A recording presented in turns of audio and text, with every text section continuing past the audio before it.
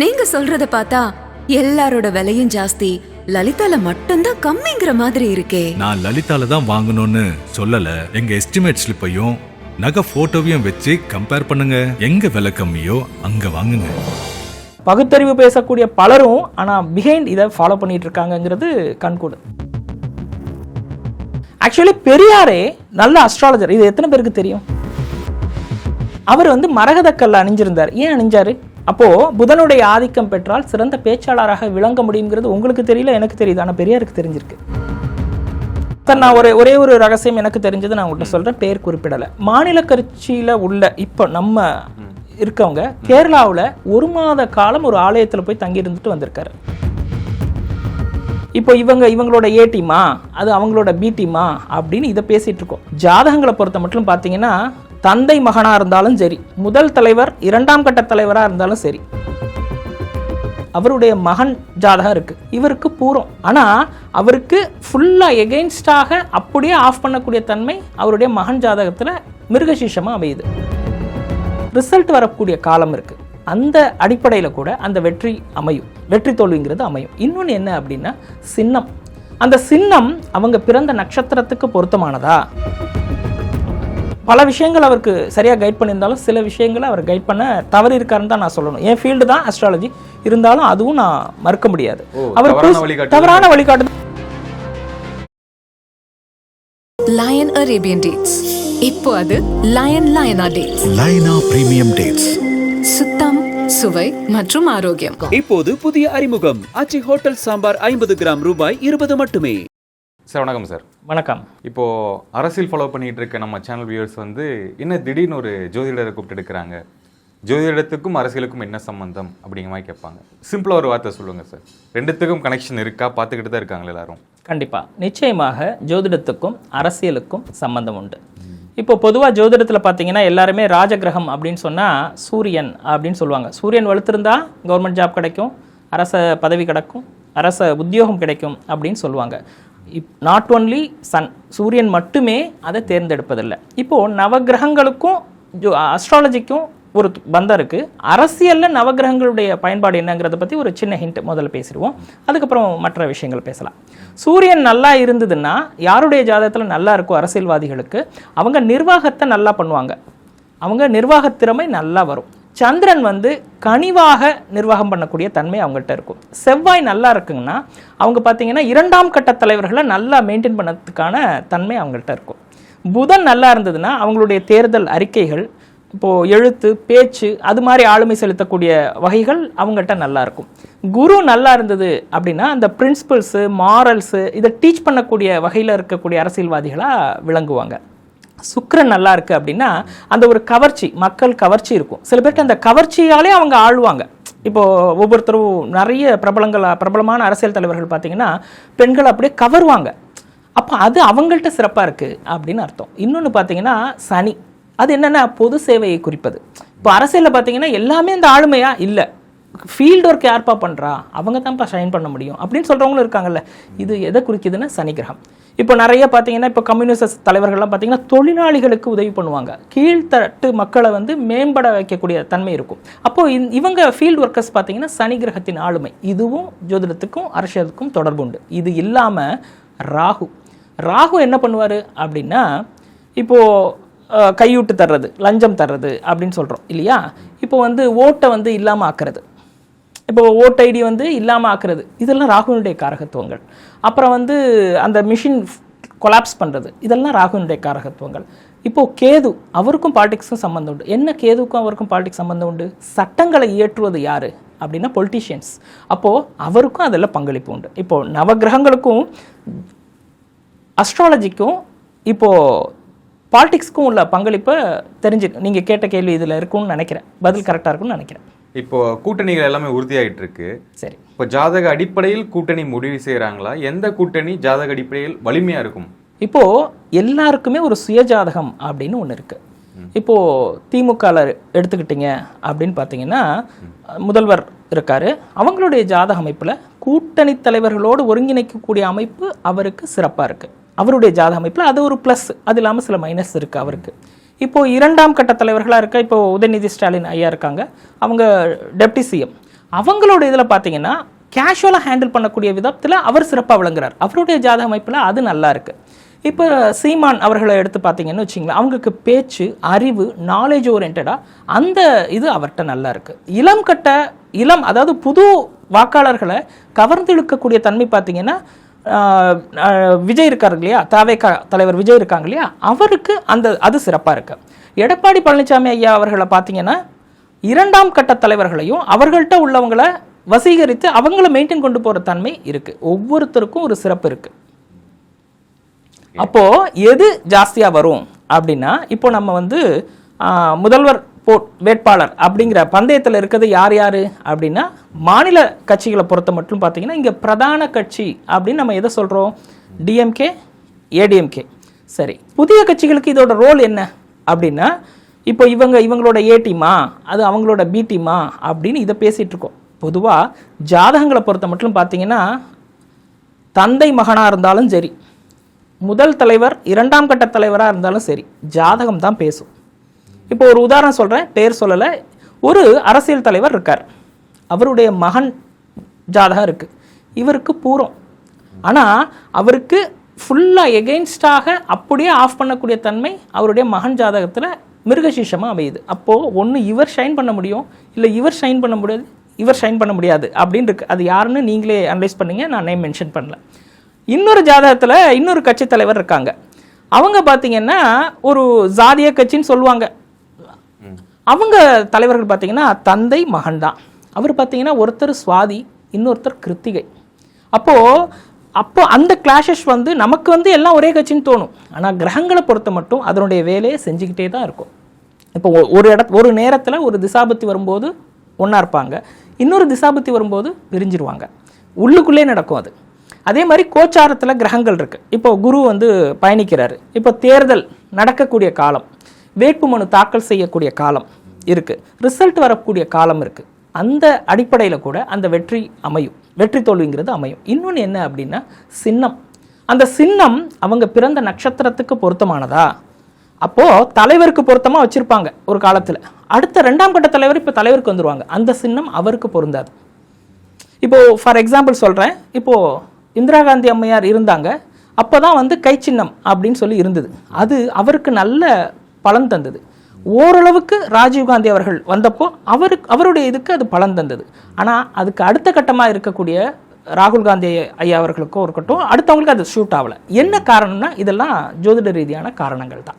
இதே மாதிரி பார்த்தீங்கன்னா உதயசூரியன் சின்னம், இது கலைஞர் அவர்களுக்கு நல்ல கை கொடுத்தது. ஏன்னா அவருடைய நட்சத்திரம் மிருகசீஷம், மகத்தில் இருக்கக்கூடிய நட்சத்திரத்தினுடைய தேவதை பார்த்தீங்கன்னா சூரியன், அது ரைசிங் சன் அப்படிம்பாங்க. இது அவருக்கு ரொம்ப கை கொடுத்தது.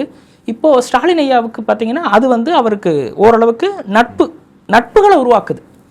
அவர் பண்ணது ஒரு டைப் ஆஃப் பாலிடிக்ஸ்னா, இவர் பண்ணது ஒரு டைப் ஆஃப் பாலிடிக்ஸ். இப்போது இவருடைய ஜாதக அமைப்பில் பார்த்தீங்கன்னா இவருக்கு திசாபுத்திகள் அடிப்படைங்கிறத விட வயது மூப்பு அப்படின்னு ஒன்று இருக்குது.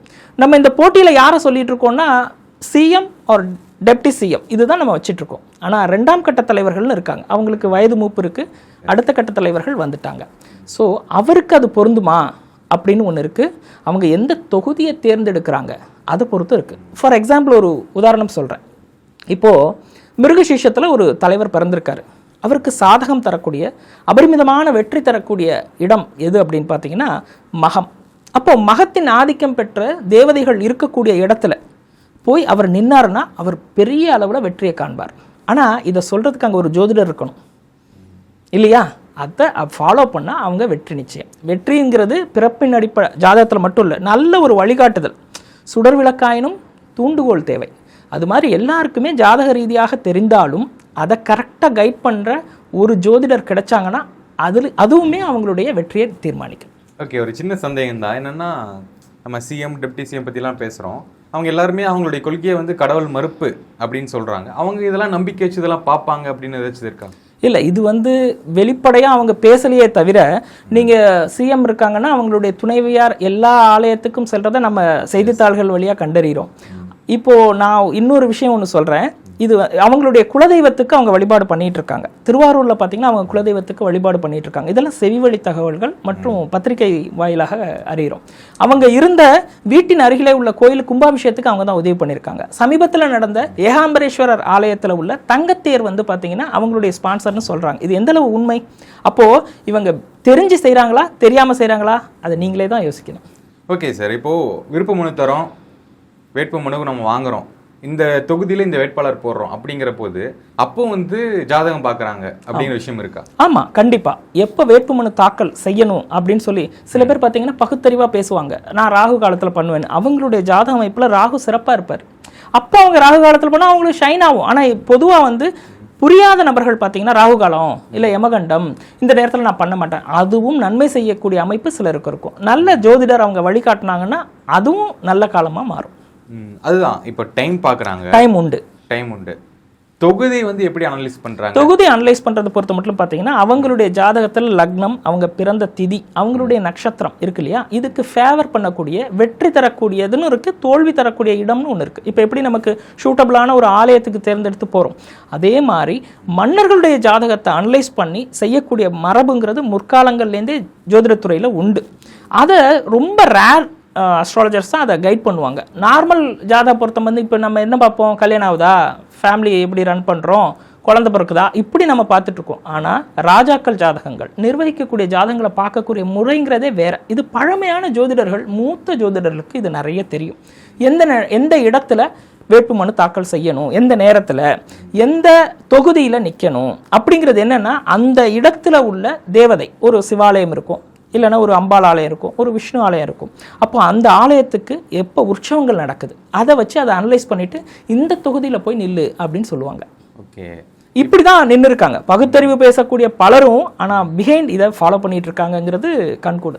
ஓகே சார், இப்போ லெட்டர்ஸ்லாம் சொல்கிறாங்க, இப்போ வீல் ஆரம்பிக்கிற தொகுதியில் இவர் நிற்கிறாரு அப்படின்லாம் ஃபிக்ஸ் பண்ணுறாங்க. கேல ஆரம்பிக்கிற தொகுதியில் சிஎம் நிற்கிறாரு ஒரு 4 தொகுதியில். அப்படிங்கும்போது எப்படி சூஸ் பண்ணுறாங்க? கேல ஒரு 4 தொகுதி இருக்குது, இப்போ ஒரு குளத்தூர் இருக்குது, அந்த மாதிரி ஒரு 4 தொகுதி இருக்குது, அப்படிங்கும்போது எப்படி ஃபிக்ஸ் பண்ணுறாங்க? அந்த லெட்டர்ஸ் வந்து இம்பேக்ட் தருதா? கண்டிப்பாக. இப்போ நம்ம ஒரு குழந்தை பிறக்குது, என்ன பண்ணுவோம், அந்த நட்சத்திரத்தில் என்ன பேர் வைக்கணும்னு ஜாதக ரீதியாக பார்ப்போம்ல. நட்சத்திர நாம எழுத்துக்கள் அப்படின்னு உண்டு.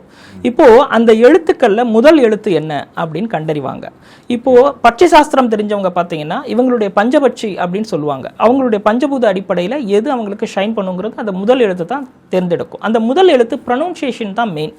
ஓகேங்களா, அந்த ப்ரொனவுன்சியேஷன் எந்த இடத்துல இருக்குன்னு பார்ப்பாங்க. ப்ளஸ் அந்த தேவதைகள் இவங்க ஜாதகத்தில் எந்த ஊரில் உள்ள தேவதை தெய்வம் இவங்களுக்கு உதவி பண்ணும் ஆலயம் அப்படின்னு அதுவும் தெரிஞ்சுக்கிட்டு அந்த ஆலயத்தில் தேர்ந்தெடுத்து செய்ய சொல்லுவாங்க. தவறான ஜோதிடத்தை போகும்போது தவறான வழிகாட்டுதலும் நடக்கும், அதுவும் சொல்கிறேன். இந்த அரசியல் பிரபலங்கள் எல்லாருமே பர்சனலாக வச்சிருக்காங்களா, அஸ்ட்ராலஜர் வச்சிருக்காங்க? சார், நான் ஒரே ஒரு ரகசியம் எனக்கு தெரிஞ்சது நான் உங்கள்கிட்ட சொல்கிறேன், பேர் குறிப்பிடலை. மாநில கட்சியில் உள்ள இப்போ நம்ம இருக்கவங்க கேரளாவில் 1 மாத காலம் ஒரு ஆலயத்தில் போய் தங்கி இருந்துட்டு வந்திருக்காரு, ரைட்டா. இன்னொரு மாநில கட்சி தலைவர் அவர் பார்த்தீங்கன்னா கர்நாடகாவில் ஒரு ஆலயத்தில் 20 தினங்கள் தங்கிட்டு வந்திருக்காரு. தேசிய கட்சியை சார்ந்த முக்கிய பொறுப்பு வகிக்கக்கூடியவர் அஸ்ஸாமில் காமாக்யாங்கிற கோயிலில் 1 மாத காலம் தங்கியிருந்து பூஜைகளை நடத்திட்டு வர்றார். இது எப்படி இல்லைன்னு சொல்ல முடியும்? ஆனால் வெற்றி பெறணும் அப்படிங்கிறதுக்காக வேற என்னவா இருக்கும் நீங்க சொல்லுங்க. பட் இப்போ நம்ம ஆஃப் த கேமரா பார்க்குறோம், அந்த பொலிட்டிக்கல் பார்ட்டி அவங்கள ஐடியாலஜியில் பார்க்கும்போது இந்த விஷயம்லாம் பேசும்போது நமக்கு ஓகே எந்த ஐடியாலஜியில் உள்ளவங்க யார் நம்பலன்னு நினைக்கிறீங்க நீங்க சொல்லுங்க. நான் அவர் என்ன பண்றாரு அப்படின்னு எனக்கு தெரிஞ்சது நான் சொல்றேன். எஸ் சார், இப்போ கடவுள் மறுப்புன்னு பேசுறாங்க, சமூக நீதினு பேசுறாங்க, எல்லார் கட்சியும் தான். நமக்கு வெளியிருந்து பார்க்கும்போது தெரியாதுல்ல இவ்வளோ அஸ்ட்ராலஜி பார்க்குறாங்களா அப்படிங்கிற மாதிரி. சரி, ஜென்ரலாக சொல்கிறேன், எல்லா கட்சியும் தான். சரி, ஏடிஎம்கே டிஎம்கே. ஓகே, கடவுள் மறுப்புன்னா இங்கே நம்ம பார்க்கும்போது பெரியார் வழி தோன்றர்களான திமுக, அதனுடைய பின்புலமான மதிமுக, அதுலேருந்து பிரிந்து சென்ற அதிமுக, இதை நீங்கள் ஃபாலோ பண்ணுறீங்க. அதை தான் அப்படின்னு நம்ம நம்பிட்டு இருக்கோம் இல்லையா. ஆக்சுவலி பெரியாரே அஸ்ட்ராலஜி, நல்ல அஸ்ட்ராலஜர். இது எத்தனை பேருக்கு தெரியும்? தெரியாது. அவர் வந்து மரகதக்கல்ல அணிஞ்சிருந்தார். ஏன் அணிஞ்சாரு? அவருக்கு தான் நம்பிக்கை இல்லை. அப்போ ஏன் அணிஞ்சாரு? அவரு அப்போ புதனுடைய ஆதிக்கம் பெற்றால் சிறந்த பேச்சாளராக விளங்க முடியுங்கிறது உங்களுக்கு தெரியல, எனக்கு தெரியுது, ஆனால் பெரியாருக்கு தெரிஞ்சிருக்கு. அப்போ அவரே ஃபாலோயர் தான். அதுக்கப்புறம் அவருடைய தோன்றுதல்கள், அவர்களுடைய விதைகள் தான் இவங்க. அவரே நான் ஃபாலோயருங்கிறேன். இப்போ கூட்டணி அமைஞ்சிருக்கு, என்டிஏ கூட்டணி இருக்காங்க, இந்தியா கூட்டணி ஒரு பக்கம் இருக்காங்க, நாம் தமிழர் இந்த பக்கம் விஜய், 4 முனை போட்டி அப்படிங்கிற மாதிரி இருக்கு. எந்த கூட்டணி வலிமையா இருக்கு இப்போ வரைக்கும் அஸ்ட்ராலஜி பார்த்த வரைக்கும்? அஸ்ட்ராலஜி பார்த்த வரைக்கும் பார்த்தீங்கன்னா இப்போ நீங்கள் கேட்குற 4 பேர் இல்லாமல் இன்னும் இருக்காங்க. ஓகே. அது அவங்களுடைய 2ஆம் கட்ட தலைவர்கள் இருக்காங்க. இப்போ நீங்க ஸ்டாலின் ஐயாவை பத்தி சொன்னீங்க. உதயநிதி ஸ்டாலின் ஒருத்தங்க இருக்காங்க. அவங்களுக்கு வயது மூப்பாகுது. அடுத்த தலைமுறையா இவர் வெளில வந்துகிட்டு இருக்காரு. அவருடைய ஜாதக அமைப்பு இப்போதைக்கு கணிக்கக்கூடிய அளவுல ஓரளவு பெட்டரா இருக்கு. நல்ல ஒரு வேற விதமான ஒரு செல்வாக்கு அவர்கிட்ட வளர்ந்துகிட்டே இருக்கு. திரைத்துறையோட சப்போர்ட் வேற விதமா வளர்ந்துட்டு இருக்கு. விளையாட்டுத்துறை சார்ந்த விஷயங்கள்ல அவர் டெவலப் பண்ண விஷயங்கள்லாம் வந்து நிறைய வந்திருக்கு. இப்போ மகளிர் திட்டங்கள் உதவித்தொகை கொடுத்ததெல்லாம் நிறைய சாதகமான இது இருக்கு. திரு எடப்பாடி அவர்கள் பார்த்தீங்கன்னா அவங்க அந்த காலத்துல செய்த சாதனைகளை இன்னைக்கு பேசக்கூடிய விஷயங்கள் கூட அவர்கிட்டையுமே மிகச்சிறப்பா இருக்கு. அவருக்கு பொறுத்த மட்டும் பார்த்தீங்கன்னா மக்கள் செல்வாக்கு வேற ஒரு டிபார்ட்மெண்ட் சைடில் வருது. இவங்களுக்கு பார்த்தீங்கன்னா திரைத்துறை சார்ந்து மற்ற துறைகளில் இவங்களுக்கு வருது.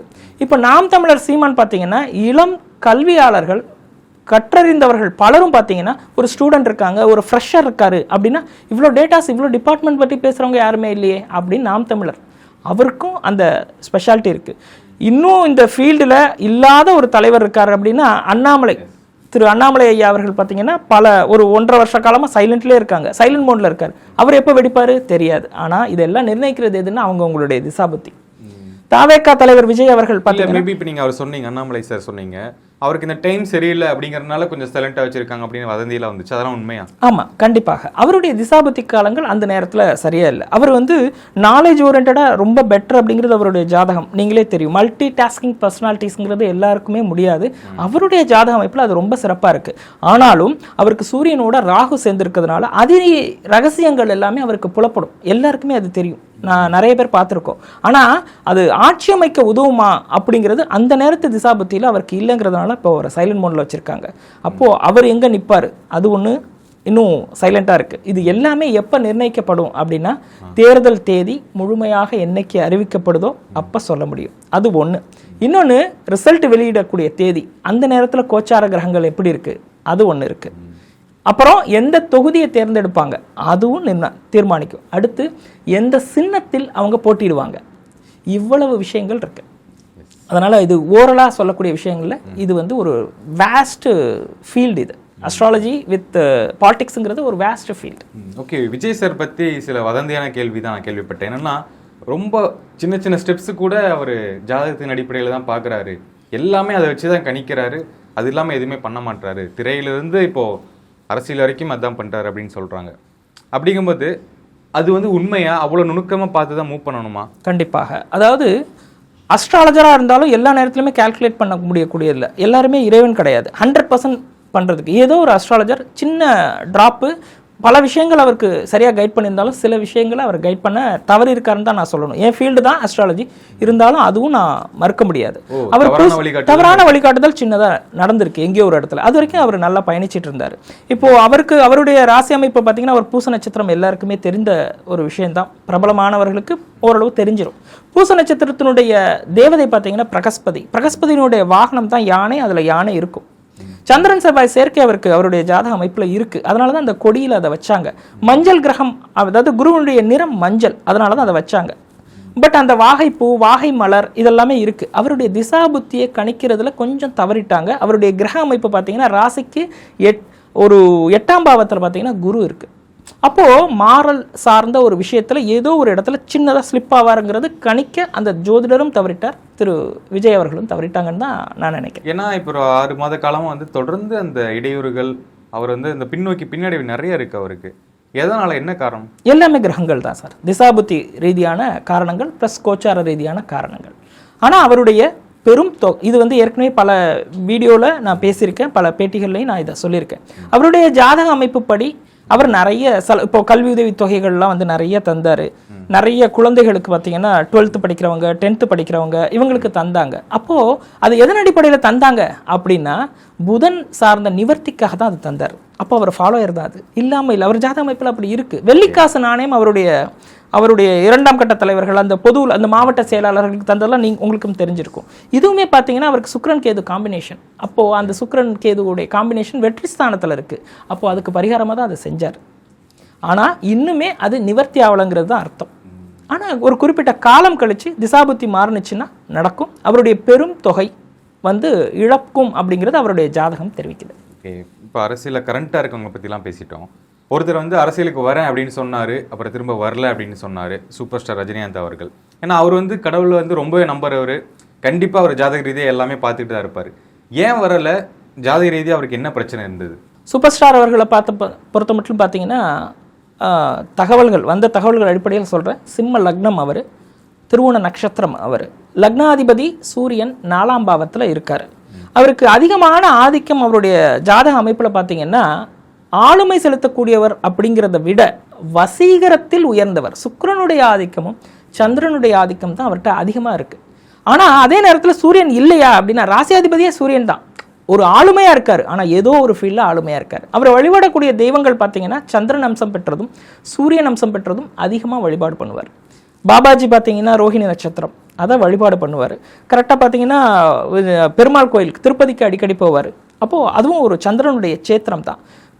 காமாட்சி அம்மன் கோயிலுக்கு பார்த்தீங்கன்னா அவங்களுடைய புதல்வி அவங்க எல்லாருமே போகிறத நம்ம பார்க்குறோம். அப்போது சுக்கிரனுடைய ஆதிக்கம் பூர நட்சத்திரம் அதுவும் அங்கே போயிட்டுருக்கதை பார்க்குறோம். ஆனால் அவர் டெவலப் பண்ணுறதுக்காக தன்னுடைய லக்னாதிபதியை டெவலப் பண்ணுறதுக்காக சூரியன் நெருப்பு ராசி அவர். அப்போது திருவண்ணாமலைக்கு அவர் போகிறதும் அவருடைய அண்ணன் அடிக்கடி போகிறதும் அவருடைய மாப்பிள்ளை மருமகன்கள் இவங்கெல்லாம் போகிறத பார்க்குறோம். அதை டெவலப் பண்ணுறாரு. ஆனால் அந்த டெவலப்மெண்ட் எதில் வருது அப்படின்னா, இப்போது அரச பதவி கிடைக்குமா, அரசு உத்தியோகம் கிடைக்குமா அப்படின்னு ஒரு விஷயம் இருக்குது. ஆளுமை வருது. எதில் ஆளுமை வருது அப்படின்னா, ஒரு பதவி கிடைக்கலன்னு நீங்கள் சொல்கிறீங்க, பட் அவர் தேசிய அளவில் மிகப்பெரிய விருதுகள் வாங்கியிருக்காருல்ல, இதுதான் அவருடைய ஜாதக அமைப்பில் அது அவர் கண்டது, அவருக்கு கிடைத்த பலன். எல்லாரும் வெயிட் பண்ணுற விஷயம் எலெக்ஷன் வரப்போகுது. எப்படியும் அந்த கான்டெஸ்ட் பண்ணி வின்னிங் யார் அப்படின்னு தெரிஞ்சுக்கணும். ஏன்னா புதுசாக விஜய் வந்திருக்கனால அந்த கியூரியாசிட்டி ரொம்ப அதிகமாகவே இருக்குது அப்படின்னு சொல்லலாம். யார் முதல்வராக ஜெயிப்பா அப்படிங்கிற விஷயம் வந்து எலெக்ஷன் வந்தால் தான் தெரியும். இருந்தாலுமே இப்போ ஜாதக அடிப்படையில் ஏதாவது ஒரு விஷயம் இருக்கா, இவங்க வர்றதுக்கான வாய்ப்புகள் இருக்குது அப்படின்னு ஏதாவது இருந்தால் சொல்லுங்கள் சார். சீமான் அவர்களுடைய ஜாதகத்தை பார்த்தீங்கன்னா ஏற்கனவே வாங்கின வாக்கு சதவீதத்தை விட பல சதவீதம் ஜாஸ்தி வர்றதுக்கு வாய்ப்பு உண்டு அவர் ஜாதக அமைப்பில். தாவேக்கா தலைவர் விஜய் அவர்களுடைய ஜாதகத்தில் பார்க்குறது மட்டும் இல்லாமல் அவங்க மாவட்ட செயலாளர்கள் இன்னும் அந்த 2ஆம் கட்ட தலைவர் ஜாதகங்கள் சிலது நான் அனலைஸ் பண்ணியிருக்கேன். அவருமே சில தொகுதிகள் வெல்வதற்கான வாய்ப்பு அவருக்கும் இருக்குது. ஒரு தொகுதி இப்போ இருக்கிறத விட இப்போ இன்னும் இதாகலை. அவங்களுடைய கட்சி சார்ந்தவங்க கவுன்சிலராக இருந்திருக்காங்களே தவிர எம்எல்ஏவாக இன்னும் இது வரைக்கும் வரல. பட் புதிய கட்சினாலும் அங்கே வரும்போது அவங்களுடைய சதவிகிதம் அவருக்கும் பர்சன்டேஜ் இருக்குது. இப்போ மெயின் யார் அப்படின்னா டிஎம்கே அண்ட் ஏடிஎம்கே. அப்போது இந்த சைடில் பார்த்தீங்கன்னா ஏடிஎம்கேலே கூட பார்த்தீங்கன்னா ஒரு டிஎம்கேக்கும் ஏடிஎம்க்கும் நடக்கிற கிளாஷ் பார்த்தீங்கன்னா கடைசி வரைக்குமே ஒரு இழுபறி இருந்துக்கிட்டே இருக்கும். அதை முடிவு பண்ணுறது யாராக இருப்பாங்கன்னா கூட்டணி கட்சி தலைவர்களாக இருப்பாங்க. இப்போது மாநிலத்தில் வந்து சுயாட்சி, மத்தியில் கூட்டாட்சி அப்படின்னு சொல்லி இவ்வளவு நாள் வந்த ஒரு பேச்சு. இந்த கொள்கைகள் பார்த்தீங்கன்னா நம்ம தமிழகத்தினுடைய கொள்கை அப்படின்னு இருந்தது இல்லையா? ஸ்டாலின் சார் இப்போ கூட சொன்னார் அப்படின்னு இருந்தது. அப்போது காங்கிரஸ் தலைவர்கள் கூட அவங்கள்ட்ட கேட்குறாங்க, பட் இங்கே கூட்டணி வரணும்னு சொல்லிட்டு நம்ம நினச்சிட்டு இருக்கோம். காங்கிரஸ் தான் கூட்டணி தலைவர்களாக இருந்து கூட்டணிக்கு வருவாங்கன்னு நம்ம நினச்சிட்டு இருக்கோம். ஆனால் நீங்கள் எலெக்ஷன் முடிஞ்ச பிறகு பாருங்கள், இன்னொரு கட்சி கூட்டணிக்காக இவங்கள்ட்ட கேட்பாங்க, அதுவும் நடக்கும். அதே மாதிரி சப்போஸ் ஏடிஎம்கே வந்தாலும் அவங்கள்ட்டையும் கூட்டணி கட்சியினுடைய கையில் இருக்கு. அந்த கூட்டணி கட்சிகள் யார் யார் அப்படின்னு இருக்கு. அதுதானே உங்க அடுத்த கேள்வி. சிறுபான்மையினர் அப்படின்னு சொல்லிட்டு அந்த வாக்கு சதவீதம் ஒன்று இருக்கு, புதிய கட்சிகள் அப்படின்னு சொல்லி அந்த வாக்கு சதவீதம் இருக்கு இல்லையா? அப்போ ஒரு கூட்டணி கட்சி தலைவர்கள் தான் அதை முடிவு பண்ணுவாங்க. உங்கள் நேர்காணல் மிக்க நன்றி. வணக்கம் சார். நன்றி.